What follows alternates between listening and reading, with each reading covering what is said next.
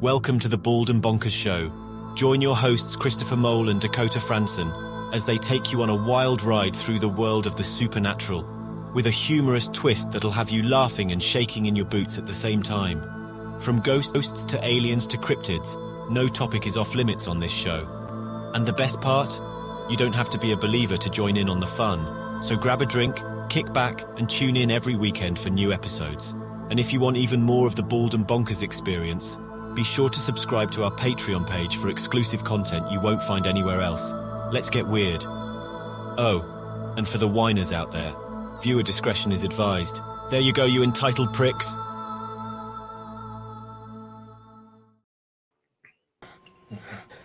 Well, welcome, ladies and gentlemen, to another awesome show. This is probably going to be one of our best ones yet, without a doubt. We are welcoming Paul Dale Roberts. He's worked Army intelligence. He's done several investigations. And right now, when it comes to the UFO topic, nothing's getting hotter right now. So thank you so much for coming on board. Oh, thank you so much, Dakota. Thank you, Christopher. Right. So, Chris, you wanted to start, or? Well, I was just going to say, Paul, could you tell us a little bit about your background and how you go about your Army intelligence days, just a little bit, so we can open it up for the audience? Oh, sure. Thank you. From 1973, 1976, I was in the U.S. Army. I was an MP, military policeman, and I was working undercover narcotics for the Drug Suppression Team, CID, Criminal Investigation Division. So I did that for a while. Then I got out for 3 years. So I had a 3-year break. During that time, believe it or not, I became the disco king of Sacramento. I danced 205 hours. Yeah. He told me that you were into disco. Oh my God, this has got to be great.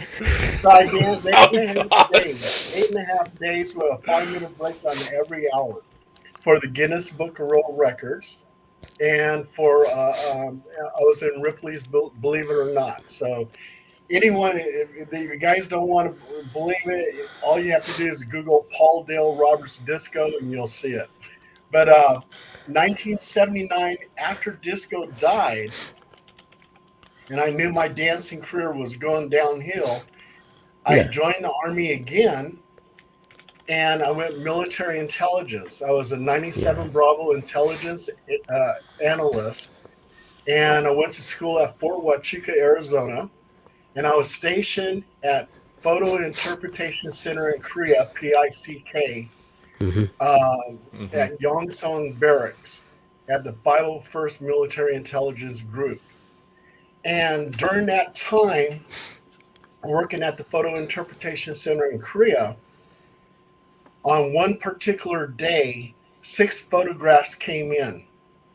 And on these 6 photographs were pictures of different type of UFOs. And they were part of a bigger picture, a video of these UFOs taken by our reconnaissance satellites and reconnaissance aircraft. And on the back of the photograph, it said intelligent movement. So that tells me that after Project Blue Book was closed down in 1969, the military was still interested in UFOs. And the photographs were everything from a disc shape, triangular shape, something that looked like a globe, something that looked like ball lightning. It was like a ball of electricity. You had a cube. And so with these UFOs, I knew that at that part of time, that military intelligence was still investigating UFOs and that we were not alone. So that was very interesting. Can I ask, was there any like higher ups ever told you, listen, it says don't talk about this subject, don't ever talk about this subject? Did anybody ever commanded anybody like suspicious looking, like the Men in Black or anything like that kind of thing? Ever like civilian looking would come around when these things were showing up? No, I mean, I was never visited by the Men in Black. Right. Yeah, but here's the interesting thing: is that at the 38th parallel in Korea, Mm-hmm. we actually had to wear black suits. We couldn't wear any kind of insignia indicating that we're military Yeah. intelligence because we could get arrested on the spot. So in turn, we were the Men in Black. News So were the men. and you walked around the Oh. table and you're in the North Korean side. So Yes. and what's so funny about that is that when we did that little field trip to the 38th parallel, they tell you don't touch the table, don't put anything on the. And I was taking photographs, and I put my camera on the table, and my captain came up to me. He goes, "Are you trying to get an international incident here? You're going to be Yeah. arrested for putting that camera on that side of the table." It was like I wasn't Yeah. even. It was like, oh my god. But The, during my time with military intelligence, I worked with image interpreters. And so they could tell you like a little dot was a T-72 tank, and we were studying yeah. North Korea and Red China. It's And we would it's we it, would go we would go in an unmarked vehicle, and you can travel as fast as you can. No policeman will stop you. You had a little play card on the car, says do not stop this vehicle for any reason. And we would go to Osan Barracks to get the hot rolls. And the hot rolls mhm. were the film taken by our reconnaissance aircraft. And um, I would have one half of the combination to open up the trunk of the car, and the driver, he would have the other combination to open up the trunk. And then there was a suitcase with me again having one half of the combination, and he would have one half of the combination and open up the suitcase and put the hot rolls in. So um, there was one other particular day too that came in, and this doesn't have anything to do with UFOs, but we're talking about 1981, and a photograph came in. It looked like an American being escorted by Vietnamese soldiers, the Viet Cong, and this is 1981. And on the back of the photograph, it said POW question mark. So and then later on in the newspaper said that our special forces knew about POWs still in Vietnam in 1981. Wow. You see, And I held a. that Oh, I'm sorry. that is very. I was just going to say it's very interesting that because the I have watched documentaries about like how there were POWs still in totally after the Vietnam War. But what stresses me back, did you back to North Korea for a second? North Korea is so locked up, as everybody knows. And I remember that thing, Dakota maybe no remember it, but I know that you will, Paul. Remember the time it was that the US military was at a spy plane? It had to land in North Korea. and it actually went through. They wanted it back, but obviously the North Koreans stripped it down and took it apart, and then sent. Obviously, they looked at everything. It's something like North Korea. There's no much information comes out of there, and it makes you wonder what UFOs or what strange things that they have encountered. Oh yeah, absolutely. I mean, there's just a lot of things going on. We did Operation Tango, and we were taken on a bus, and they blacked out the windows, so we couldn't Yeah. see where we were going. But we went inside a mountain, deep into a mountain, and it was a listening post for North Korea and Red China. Yeah. So as soon as you got in there, you saw these type of computers, listening devices, and that's what we did. We're inside this mountain. Where it was, I don't know, but yeah, and you have to have a need to know. So, like, I had to work in one room, and I didn't know what was happening in the other room, and I wasn't allowed. Yes. There was like a MP, military policeman, that would not allow you to go into the other room because you didn't have a need to know. So I don't I, know what they were doing in the other room. I just knew what we were doing in my room. yeah, it's. I've heard this. It's like for instance, like the iPhone factory. Like there's a different section of buildings, right? And nobody knows what's happening in the next part of the building. So you're doing your thing, whereas there might be a guy in the next room with like satellite photos, and then there might be a guy in the next room with like maybe listening devices. It's it's a very interesting place, the North Korean border, because I do know that South Korea is still to this day at war with them. What I've been told, they're no shooting at each other. Well, they're now and again they fire like a missile over each other, but it makes you wonder anything like ET related has ever happened in North Korea. Do your knowledge, do you think there's been any ET related stuff happened in North Korea? The only thing is that my job was just to be concerned about Yeah. if there was any kind of buildup. It looks like, some kind of intention for war, but and we would look at these sit maps, and they would be marked. And during my time there, all I saw was training, a lot of training, but nothing that was a threat to us. Yeah. Yeah. Thank you. So, being that the UFO topic is such mainstream nowadays, what are your thoughts on some of the Department of Defense's remarks lately? Like that there's a mothership that's close to Earth, and all of these UFOs may actually be some kind of probes scouting us out for some big event here in the near future. Yeah, I think that we're actually getting very close to disclosure because you have all these private corporations that are talking about, hey, we're going to colonize Mars by 2050 or whatever. And with everything coming so close, and with these private organizations that they don't really seem to have control of, like Elon Musk, I don't think they have control over him. And with that said, things are going to start opening up, and the military is starting to open up already. It's like when they're shooting down the UFOs, and they were saying it was cylinder type shape, and they don't know how it was aloft.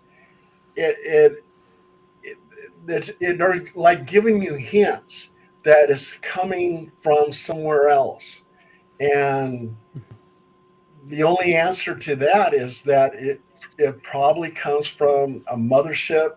They're probably sending out their drones. They're observing Earth, and it's just a matter of time when all this information is going to come out, and they're going to say, "Yeah, we're not alone, and we were never alone." Do you think, being in the military and stuff, do you think that the government, say, like, I'll just pick one of USA, the US government, would you say that they've got a plan ready for like an alien invasion? Would you say they've got a plan ready to roll the day that comes out? I don't ever think there'll be an alien invasion or anything like that. I think the extraterrestrials jump started mankind. They're observing us. I don't think they would ever allow, let's say, a nuclear conflict, because you had all these type of UFOs in England and in United States and even in Russia, who shut down these nuclear facilities. So they had that capability. So I don't think they'll let us destroy ourselves. Plus, I think they have a lot of UFO bases in the oceans, in mountains, and everything else. And a lot of my studies, it appears that like Mount Shasta. I investigated Mount Shasta, and Mount Shasta, you have reports of the Lemurians living underneath Mount Shasta, and you have UFOs that go in and out of the mountain. You got Bigfoot over there, and Bigfoot is associated with UFOs. I mean, they have a lot probably invested on Earth, so they would never allow it to get out of hand and where we destroy ourselves. I just don't believe that. See, I find that quite interesting about the Pacific, because the Pacific's where a lot of UFO sightings have been. And there was it the Pacific? There was the 7th Fleet, Dakota, the 2 fighter jets chasing after the Tic Tac UFO. The Tic Tac UFO, and the pilot's like, "God, I want a shot of that, whatever that is." And the thing was moving. It was moving so fast. It just stopped, and it would go up the way, it would go left, and it would zoom off again. And it makes you wonder. Obviously, extraterrestrials, they'll be like, look at the earthlings that they're chasing us about and their toys again. And it's true what you say about underwater bases, because the Pacific has been well known for ships disappearing and strange things happening. What is it today? Was it today with Japan, Dakota? There's a triangle, and it actually, I think there's a bit of Korea. Yeah, the Dragon's Triangle, and I think a bit of Korea's actually in that too. And for thousands of years, people have talked that there's like myth and legends that come from the Pacific. It's fascinating what could be in that water below the surface of the water. Yeah, and it's just like I did my investigation over Skinwalker Ranch, and I did my investigation over Area 51. Yeah. And when I went to Area 51, I brought 3 investigators with me, and we went up to the gate.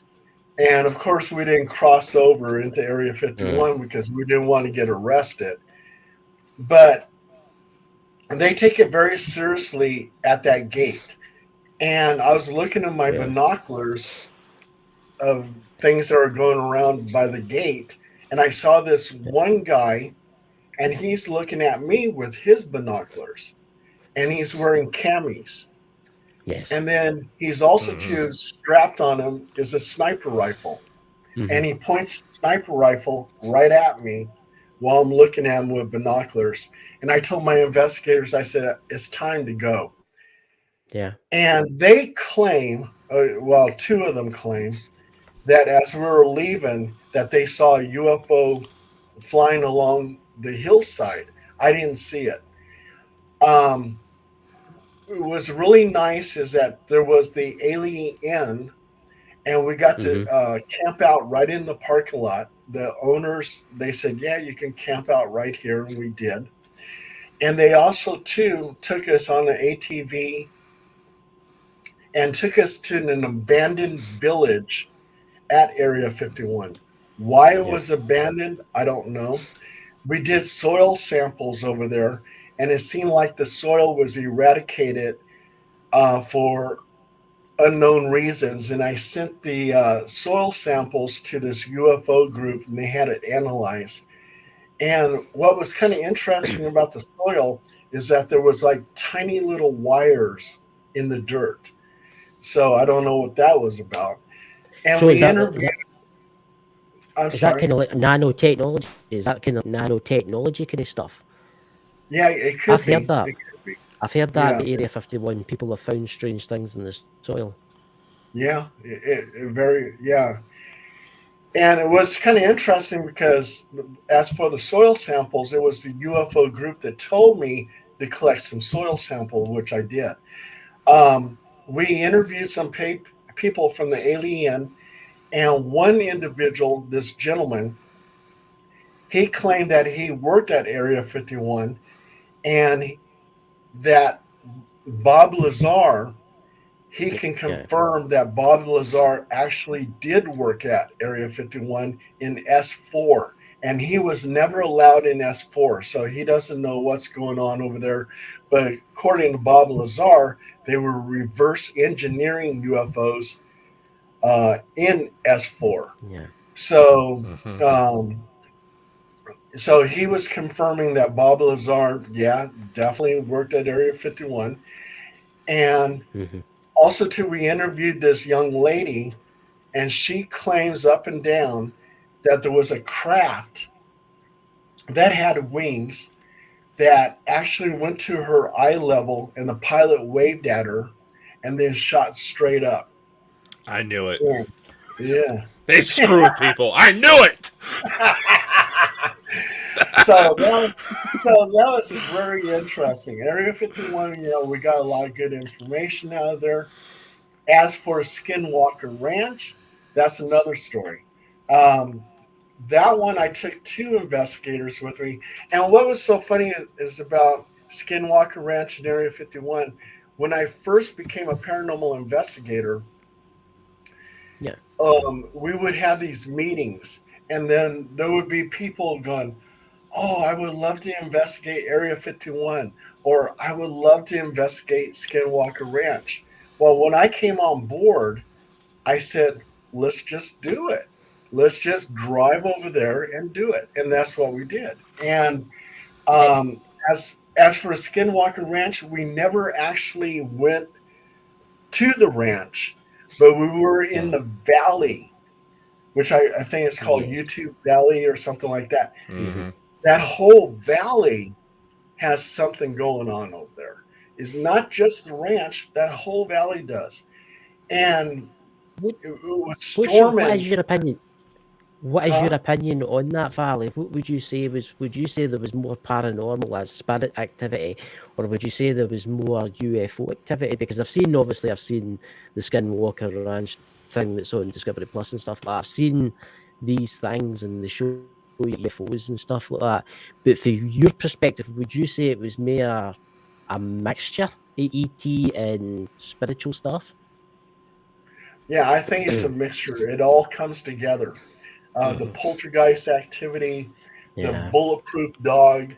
I mean, not I'm sorry, it was bulletproof wolf that was Yes. chewing on that calf. And the Sherman family, they shot at it, and it continued to move on. A scientist from NDIS um, said that there was a portal that opened up in the sky, and some kind of creature that looked like Bigfoot came out of the portal. So yeah, I think it's all connected, Hmm. and I'm really looking forward to watching the Secrets of Skinwalker Ranch, the new season, Hmm. because now it seems like they actually got some type of metallic object in that mesa, and with that metallic object, could it be a buried UFO? See, That's what I'm really curious. Dun. that's weird you Yeah. should say that. I've been watching a lot of people that have investigated that place before, obviously Discovery Channel and stuff like that. And I think there is something buried there. I think there's something really big buried there underground. And I think it's feeding off of the energy for the air because obviously you've got the ley lines that run there and you've got the Native American tales of what they seen like maybe like 500-600 years ago, the strange figures moving about. I mean it could be possible. I mean say 600 years ago an alien spaceship was buried there. And that's maybe what's causing all these weird energy things. As we know, Mm-hmm. and Dakota can probably ping with us, that spirits like energy. They tend to come about, they tend to do more stuff, they tend to see more if there's like ley lines running through there. It's a fascinating place. Dakota?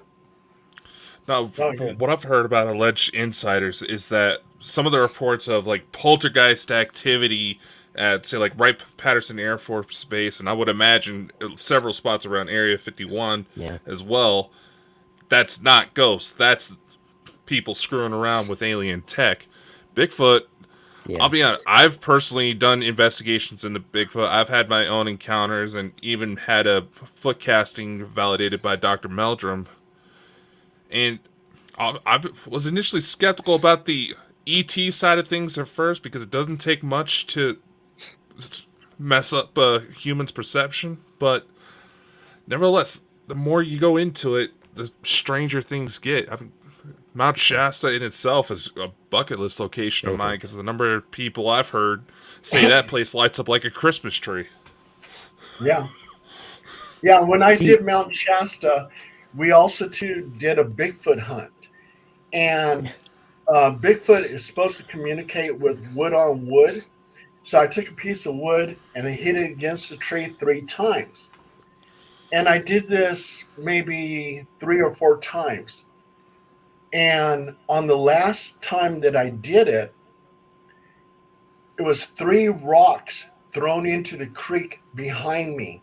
Mind you, there was nobody around. And no bear could pick up that rock and throw it into the creek 3 times. And so I think that I made some kind of communication with Bigfoot by hitting the tree 3 times, and he threw 3 rocks into the creek to respond to me. And that in itself was spectacular. Yeah. And that's probably the closest I ever came to Bigfoot. And we also too, we had a secretary there she was the secretary for Sylvia Brown, the psychic. And the secretary said that she was psychic. And she says, Paul, I feel like there's something behind me. Take a picture.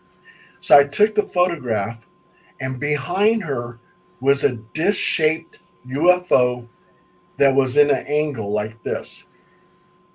And it was like, you couldn't see it with your eyes, but it was like, wow, there was something there, it's in the photograph. And that photograph actually went viral, and it went all over the place and wind up in some guy's book, Timothy Beckley's book.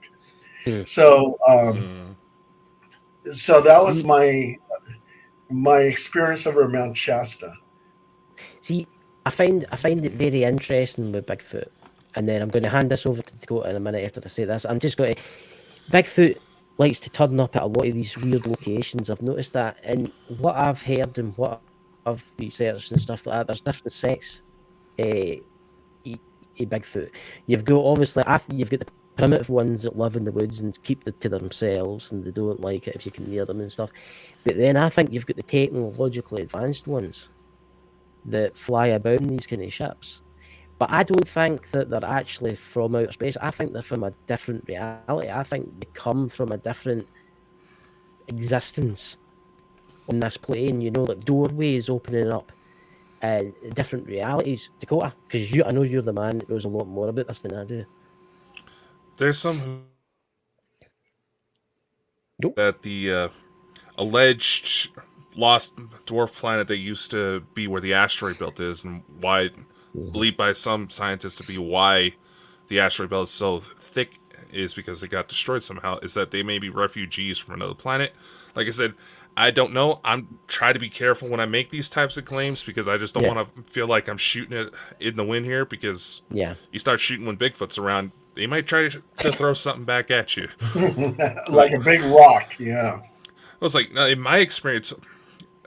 which actually makes me wonder if there's something buried not too far from me, because a few months back, a Bigfoot sighting was actually called in to local police, and the main reason I know that is because my mom's a police dispatcher, and anytime they have something weird like that come up, I'm usually one of the first people they tell. It's like, go check this out, go check this out. But my experience, they weren't necessarily... Yeah, they were checking us out, but they were mostly keeping to themselves until I laid out a chocolate bar as bait, and I had a juvenile approach me. And I wanted to get a photo, but the second I jumped, realizing what was going on, that thing took off. Wow. Little bastard was fast. Hey, we got something in common, Dakota. My Aunt Josie Hodson she's now retired, was a CHP radio dispatcher for the California Highway Patrol. Yeah. Nice. Yeah, she has a lot of interesting stories. But and with Skinwalker Ranch, when we drove up there was this big storm. But one of the things that was interesting that we saw, and we're trying to set up tents, we're falling in the mud and the whole works. but the sky almost seemed like it opened up, and there was ball lightning that actually slammed down and then exploded into all kinds of sparks. So that's the first time I saw this natural phenomenon, ball lightning, and that was at Skinwalker Ranch. And I think Skinwalker Ranch is like on a ley line, and that's why Yes, it is. UFOs are so attracted to that ley line because they use it for energy, maybe for their craft or whatever. I Yeah. mean, UFOs are seen around volcanoes, so Mm-hmm. you have that going on. And See, I've during always, that, I'm sorry, go I was ahead, just going, Christopher. I was just going to say that I found that very interesting because a lot of like UFO videos I've seen lately are strange orbs coming in and out of volcanoes. Some active volcanoes and some volcanoes that have maybe been not active maybe for about 100 years. And I've noticed they take great, whoever these entities are or wherever they're from, they take great respect in what is in there. It makes you wonder, have they maybe done something to maybe stop that volcano from erupting in the past? Because you see them shooting down into it and then shooting out, or are they using that as like a gateway to, like, say for like Mount Shasta? Are they using that as a gateway to go into the mountain? Oh, absolutely. It could very well be some portals there. Well, even that one scientist, the NDIS scientist over at Skinwalker Ranch, he said that a portal opened up in the sky and this Yes. Bigfoot creature came out. So, Yeah. yeah, absolutely. Um, Yeah. Also, too, you guys know who J. Allen Hynek is, the professor? Yes. Mm-hmm. Yes. Yeah, for the Center of UFO Studies in Chicago. Yes. Yeah. Yeah. I actually got to talk to him in 1976. And what's really odd, when in 1974, when I was in Fort Jackson, South Carolina, I was with two Army soldiers and we were in the town of Columbia. And we Hmm. looked up in the sky and there was six blue discs in formation flying in the sky. And then all of a sudden they just kind of scattered and took off in different Yeah. directions. And one of the soldiers looks at me, he goes, "Geese?" And I go, "Geese? What are you talking about? They're glowing blue, they're disc shaped, they're in V formation, and then they erratically took off in all kinds of directions." I said, "That's not Yeah. geese." Well, anyway, in 1976, another UFO experience that I had an ex girlfriend named Helen Lang, and this actually made the newspapers in Sacramento Bee. Anyway, I was watching TV in the bedroom, and I can't even tell you what I was watching. I was watching the comic with Dick Van Dyke, and she All comes right. All right. screaming and running into the apartment and says, Paul, there was a UFO hovering above me 200 feet." And she was all hysterically crazy. And I said, I don't believe that. And she goes, "No, it really happened." And I said, "Okay, if it really happened, I'm going to drive you to the Sacramento Sheriff's Office and you're going to make a report." And she goes, "Okay." So I take her to the Sacramento Sheriff's Department and they gave her an 800 number. That Hmm. 800 number was the Center of UFO Studies in Chicago. And we left a message, and that was the end of it. Then 1 week later, I get a phone call from Dr. J. Allen Hynek. And at that Hmm. time, I didn't even know who he was. But I was talking to him. He goes, "I need to talk to Helen Lane." And I go, "I broke up with Helen Lane. I actually broke up with her. So we just didn't get Yeah. along."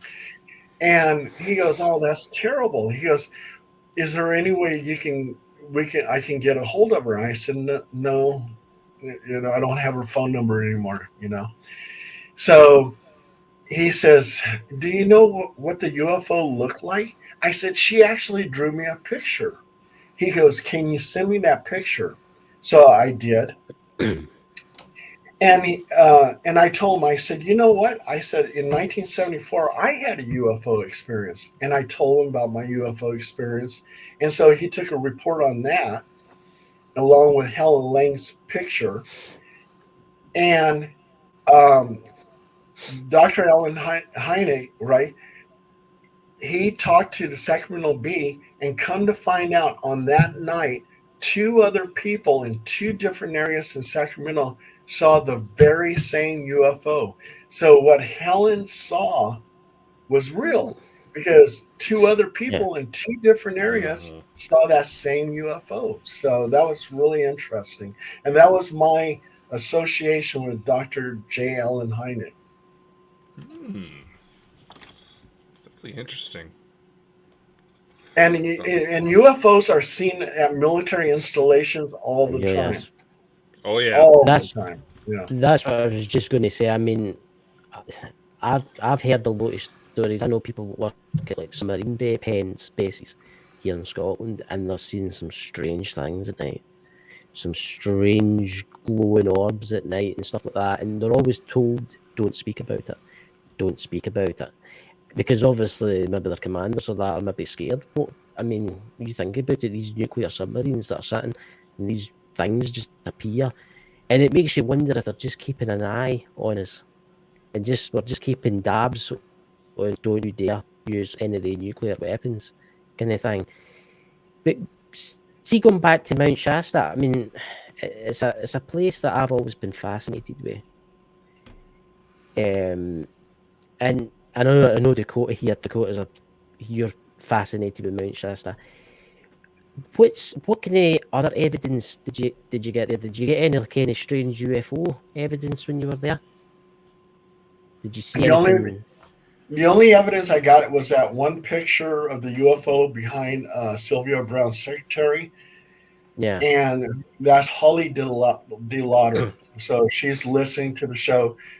She's the one, is I give her credit for knowing that yeah, there was something behind her.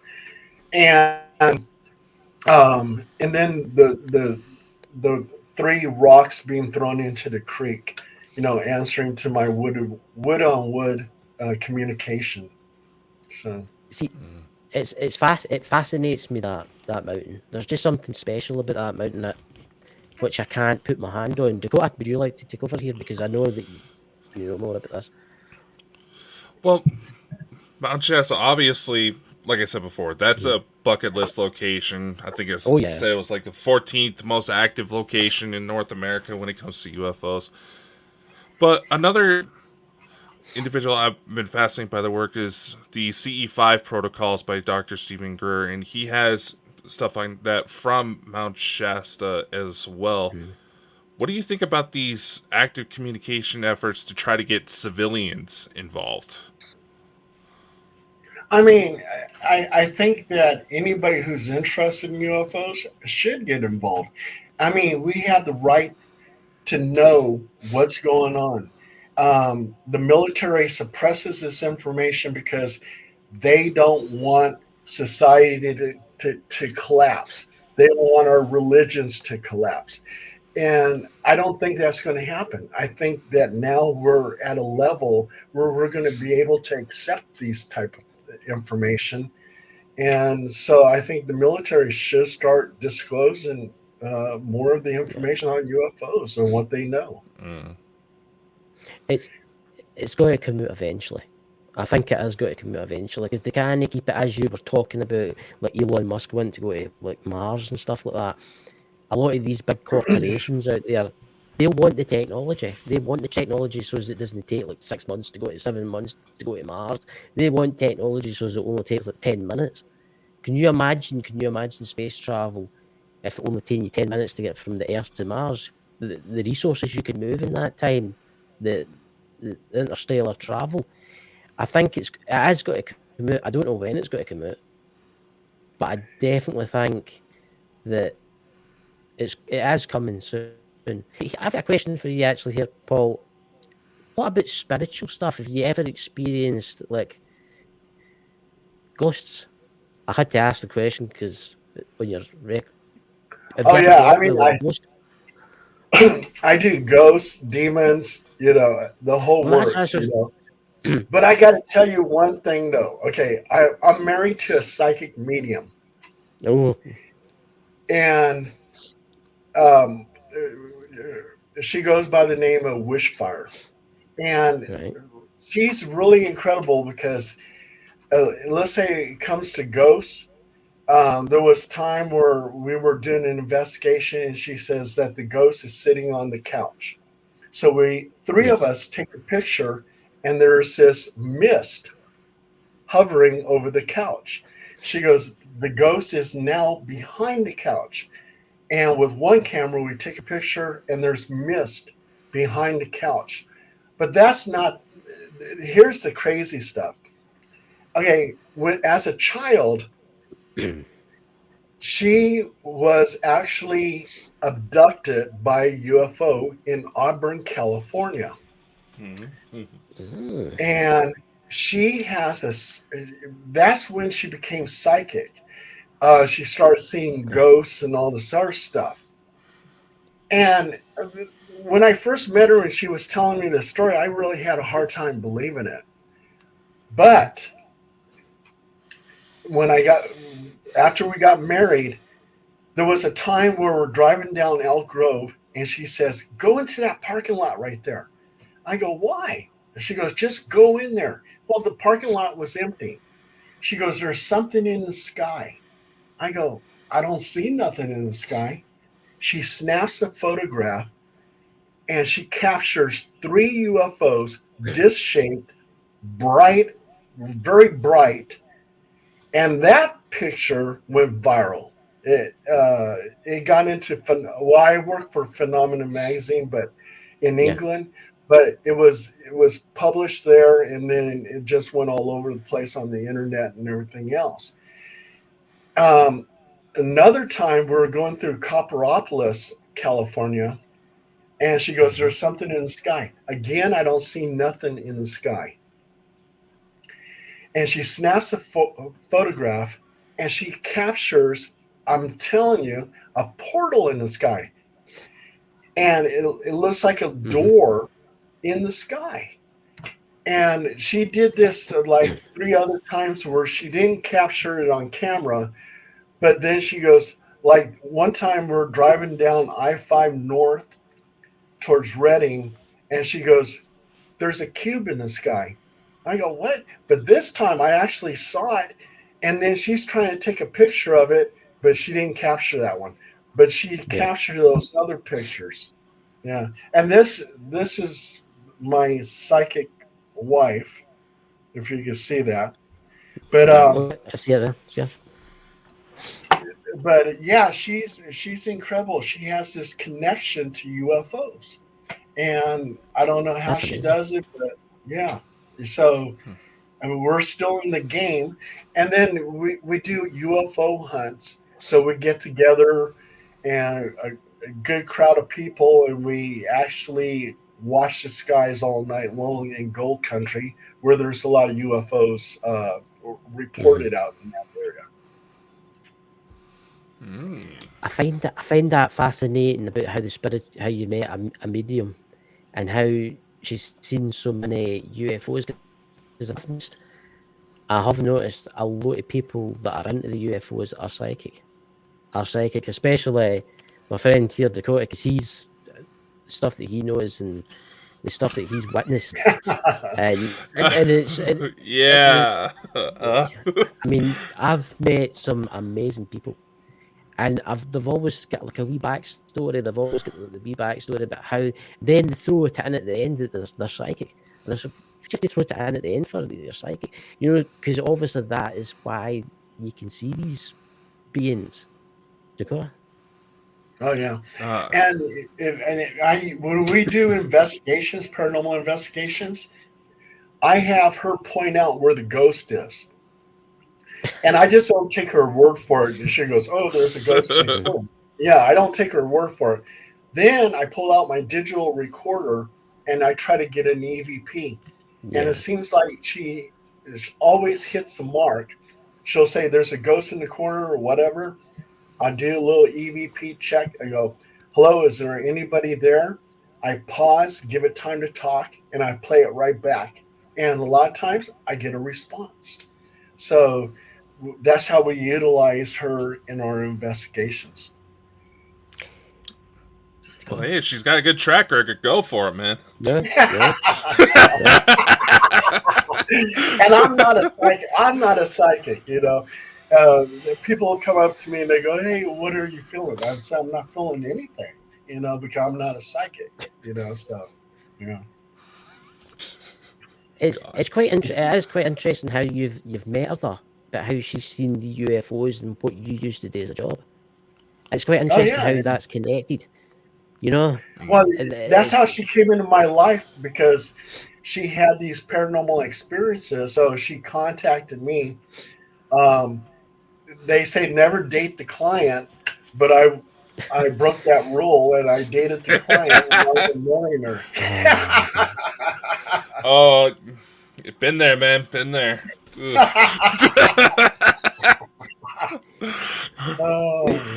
Who are your spiritual experiences, and I mean, like, in the spiritual sense, the ghost sense, what would you say was the most terrifying thing you've ever experienced?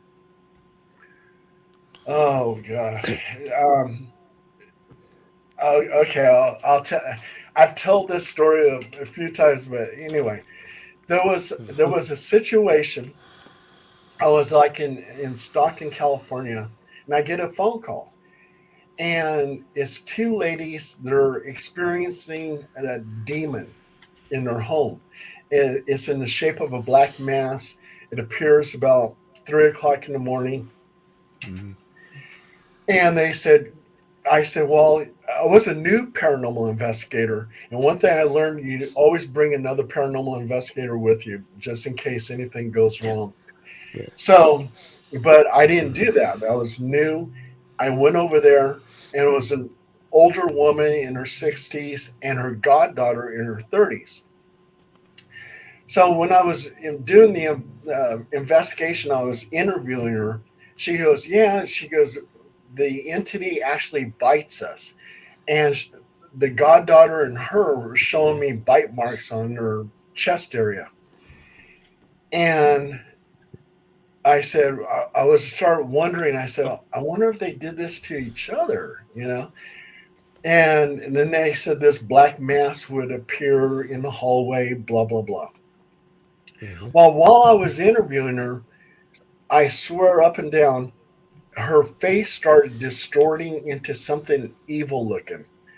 No longer did she look like this nice grandmother person. Now she looked somewhat evil, diabolical.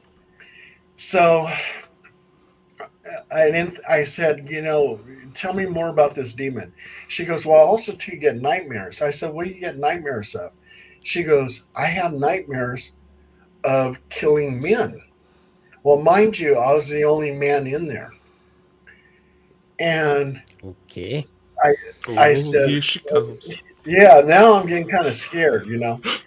And as I got into the interview, then I looked towards the living room, and the goddaughter is holding a baseball bat, and she has this maniacal look on her face, and she's going around and around and around with this baseball bat.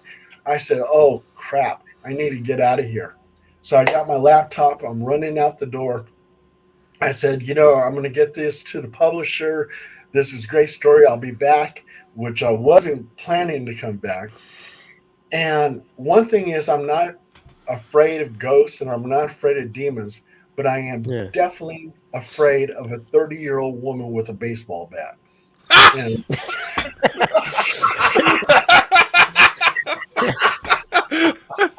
Fair enough.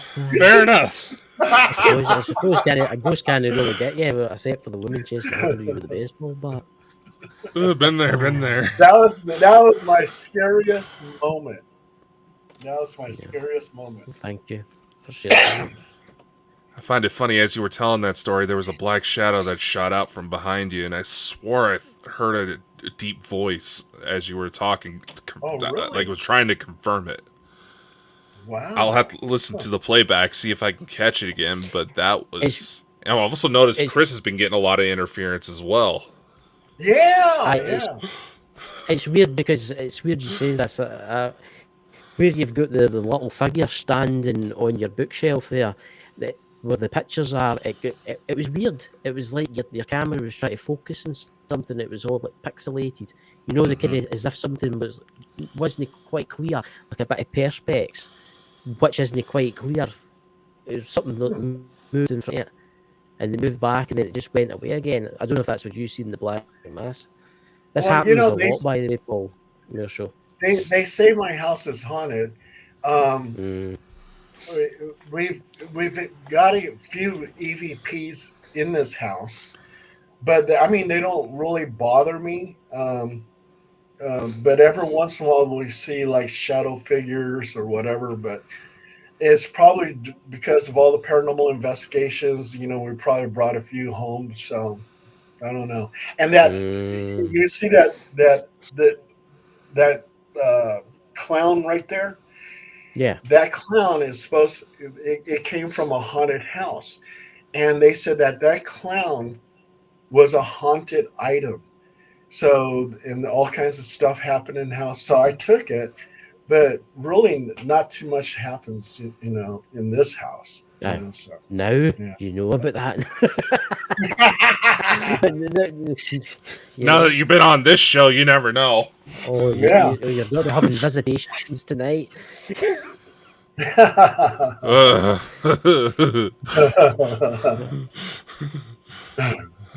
So, Dakota was telling me, he was telling me a little bit about your backstory, that you worked a wee bit with Ghost Adventures and stuff like that at locations. What kind of locations did you tell them? Oh yeah, I'm in contact with Ghost Adventures, and they contact me for different places, haunted locations where I've gone to, and so I provide them that information, and I Yeah. become a location scout or location manager. Yes. And I've worked with Portals to Hell, Ghost Adventures several times, been on Ghost Yes. Adventures once.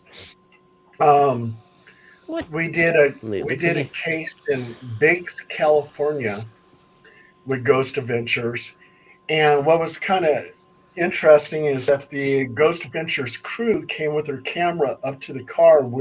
Me and Deanna Wishfire, we were sitting in the car, and they interviewed us in the car.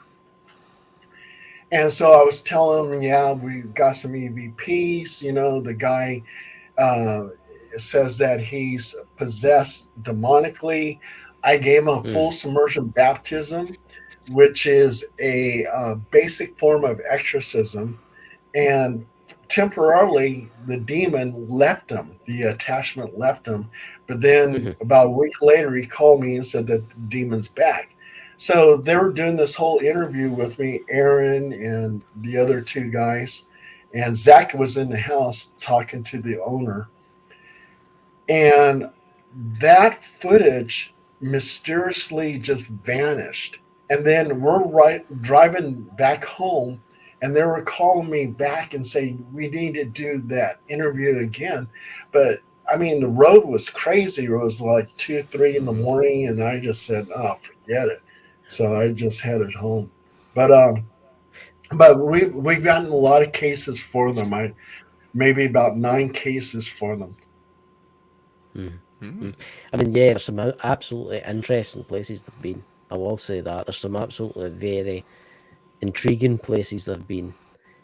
I mean, that what you told us about how the footage disappeared, that's actually quite, that's happened to some friends of mine. They've been done paranormal investigations, and then they've went home and all their cards are like white. All their SD cards are like white.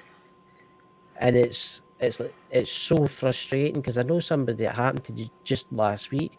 They went to a location, they filmed, they watched it in the car, they watched it back in the car. They woke up the next day and it was all gone. All gone. Every bit of information. And it makes you wonder, was there something there that the spirits didn't want you to see? Did you capture something that they did not want you to get your hands on? You know, it's actually quite scary stuff, you know. And people are watching this that are thinking of getting into the paranormal field. think twice before you start getting into this stuff, because you might end up bringing something home that's not exactly the nicest. Oh yeah, and they have professional equipment. It was no reason for that equipment to be shut down, and then they said that they were having that problem all through that whole case where their equipment was shutting down. So I don't know. It was weird. Definitely Strange something things. there that's going on. Yeah. Yeah. I mean, it's God. I've got a vision in my head now. You getting chased by a big baseball bat. Oh yeah. Oh, running out that door. Boy. Oh my God. But I've done a lot of interesting cases. I went to Aruba and searched for a blonde haired ghost that they believe was Natalie Holloway, the victim. Ooh. Yeah, Ooh. yeah. So, and you guys know that case, right? Natalie Holloway. I've, Mm-hmm. I've heard it. Yeah, I've Yeah, heard about it. Yeah. yeah. And so when I went over there, I talked to a lot of people, and they were saying that uh, the guy Johan, or I forget what his name was, Johan's father helped him get rid of the body by taking the body on the boat and dumping it into the water. So they already knew all this information. In fact, I had placed that information into my article, and then it was suggested by the Aruba police that something like that did happen. And a group of people went with me to walked around. They showed me the nightclub where Johan had met Nellie Holloway, and they took me to a location on the beach where they believe Nellie Holloway uh, received some type of uh, date rape drug, and Yeah. she started going into convulsions. She threw up, and she died on that beach.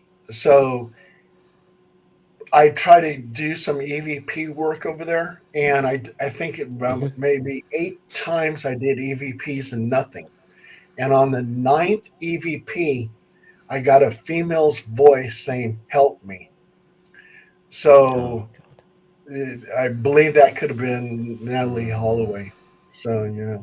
Did you did you think he maybe going back to there, maybe doing like the Lord's Prayer or something like that, maybe to help her cross?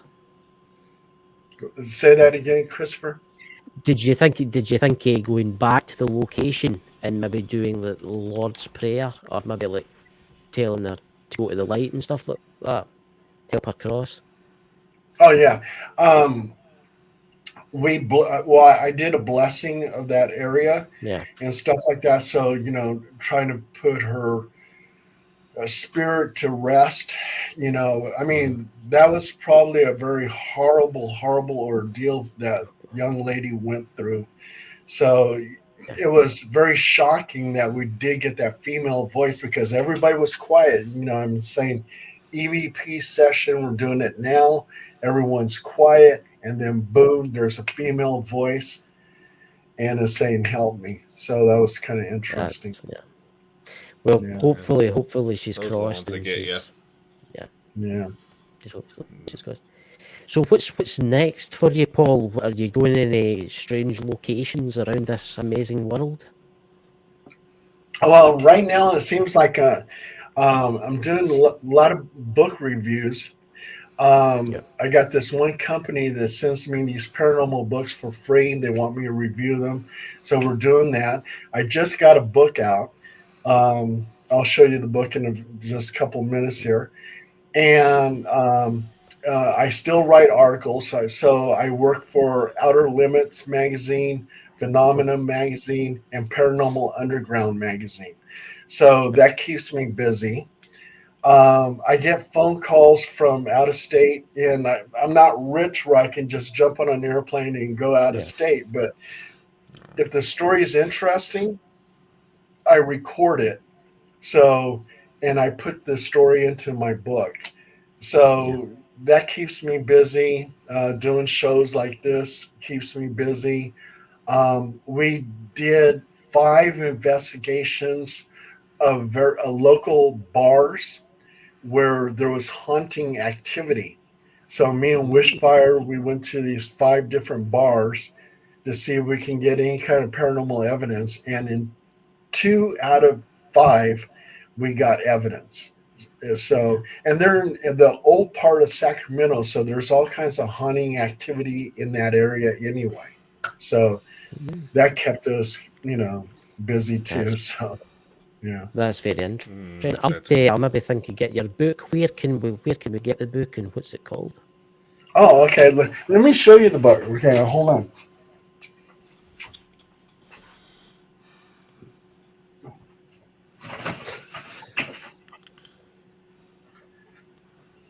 keeping it by the clown. And this is the book right here. And let me explain what the pictures are. Anyway, the book is Sacramento Paranormal Investigations, HPI, TARDIS, Time Travel, and the Paranormal. So if you're a Doctor Who fan, we have some information about the TARDIS and time travel and some paranormal stories. And on the back of it is Dracula. And Dracula is ready to bite the neck of Wishfire. That's her. She's the Black Rose. Hoppy and the Demon Warrior, which is me. And I have various artists. And so anyway, that's my latest book.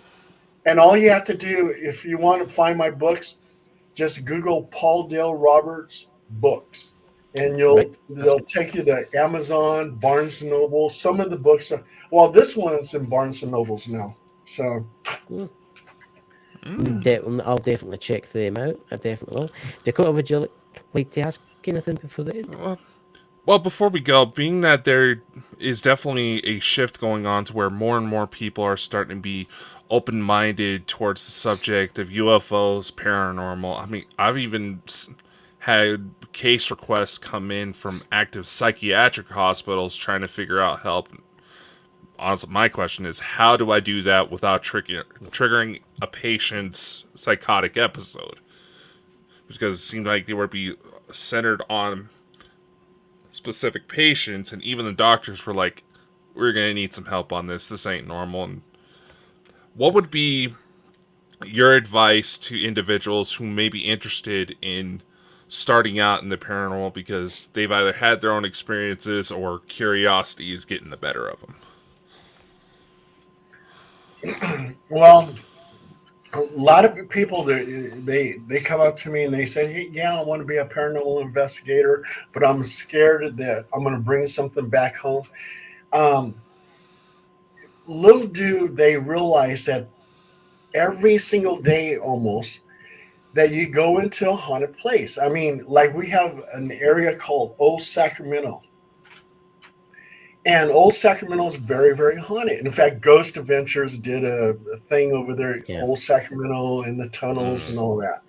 And they go into all these establishments, and none of those ghosts are going to follow them home. They're happy where they're at, so they shouldn't have to worry about that. So if you want to be a paranormal investigator, I suggest, going ahead and get, let's say, a digital recorder. Start off with that, take a lot of pictures, and go into establishments that supposedly are haunted. And we have a place over here, and it's a bunch of holes in the ground, and it's a lot of granite. And they use that granite to make the state capitol. Well, back in the 1800s, a lot of miners who were mining that granite died because of very dangerous work. That area is haunted. And there's a lot of areas there that are quiet. So you can try to do EVP work, take some pictures, go to places like that. And, you don't have to wait for someone to call you and say, my house is haunted, come over and investigate. There's so many places in the world to investigate. There's this one cave that you can actually go into, and there's a lot of people that fell into that cave and died. That place is very haunted. So I would go to public places that are known to be haunted and start doing your own investigation. And when you get better at it, start putting yourself out there and get phone calls from people who say, "Hey, my place is haunted. I got a demon in the house," and then you can start being a full time paranormal investigator. Mm. That's quite interesting. I mean, the demon thing. I must say, that there's no that many. A lot of people think there's loads of demons out there, but I would say I've never came across one. I hope I never do. I would I'd rather be chased with a woman with a baseball bat than come in contact with something like that. But always be very, very careful when it comes to like demonic stuff. Is that right, Dakota? Oh yeah, in my experience, just be respectful. Even demonics respect manners. Don't start poking it because they will try to take you out. And mind you, I had my own experience where it led to an exorcism, and the thing broke free. But before we could finish it off, it ran off and tracked me down in my home, pinned me against the wall, and started trying to choke me to death. Mind you, I'm 6'7" and almost 400 pounds, and this thing lifted me like I was nothing. Just simply be respectful to the home and house, and 9 times out of 10, the negative reports you're going to get in, yes, it's probably going to be a pissed off spirit, but there's going to be some pretty legitimate reasons why things are happening the way they are. Just be respectful, be mindful of all the possibilities, because let's face it, the last 3-4 years alone prove that nothing's impossible anymore. And that's so true. That's so true, Dakota. That's true. And one of the things that I do when we do a paranormal investigation, afterwards, we do a Roman Catholic, I perform a Roman Catholic cleansing of the house. Wishfire does a metaphysical cleansing. She even leaves a little care package that has smudge wands and all that other stuff in there. And also, too, if someone says, "I have an attachment," I give them a full submersion baptism, which is a basic form of exorcism.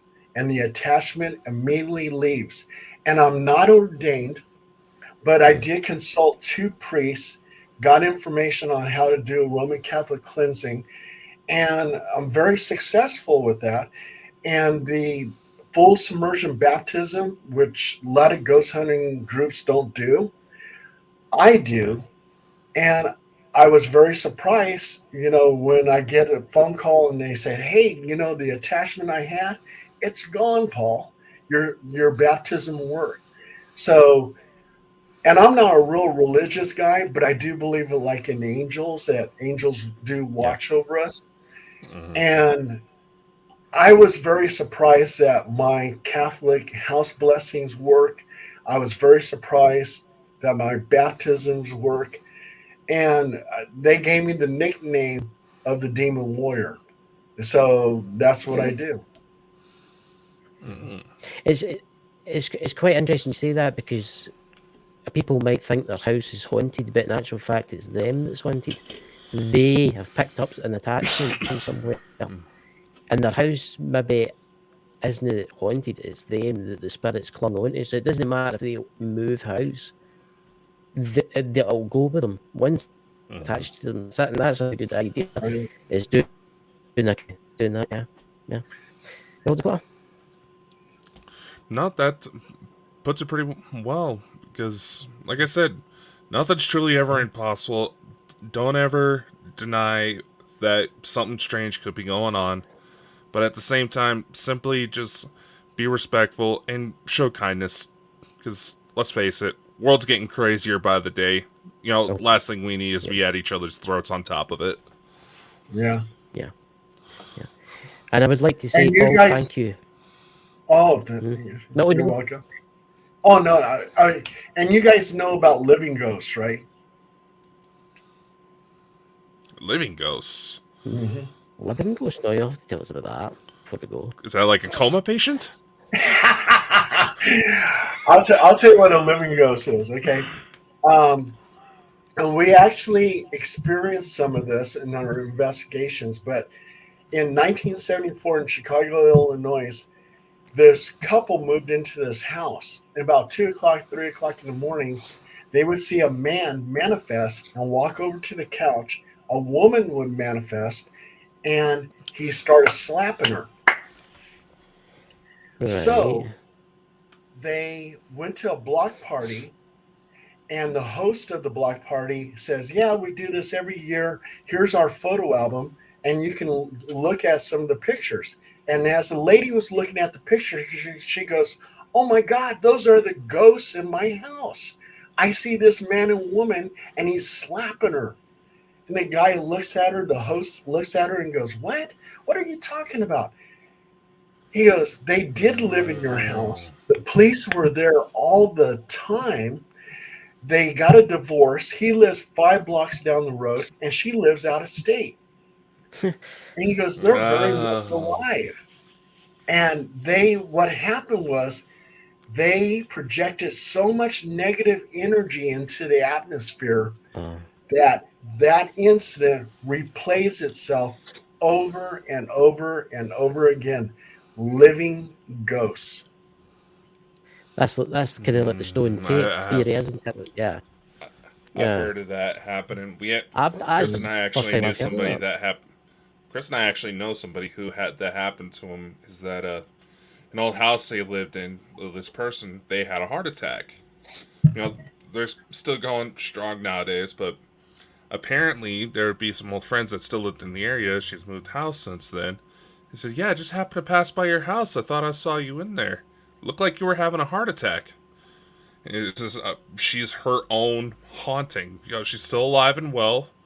Last I checked, it's been a while since we reached out, but nevertheless.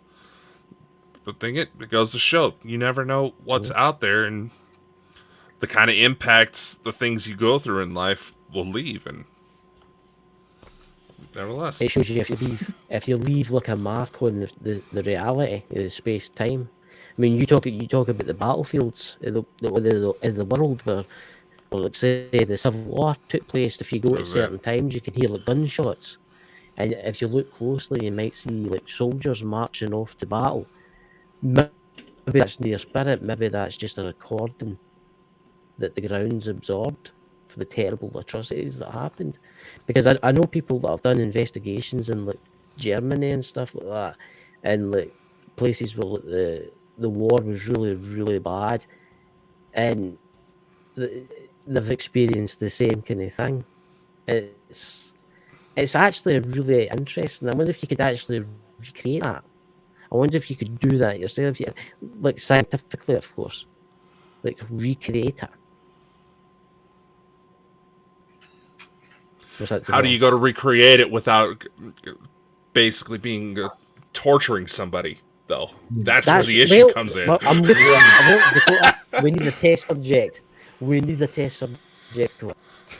Oh yeah, and it doesn't have to just be negative energy, but it could be positive energy. And we've done cases where it was actually positive energy. Yeah. So it was a case over at Evangeline's, which was a costume shop. And back in the 70s, the 3rd floor was Deal Mills, which was a discotheque.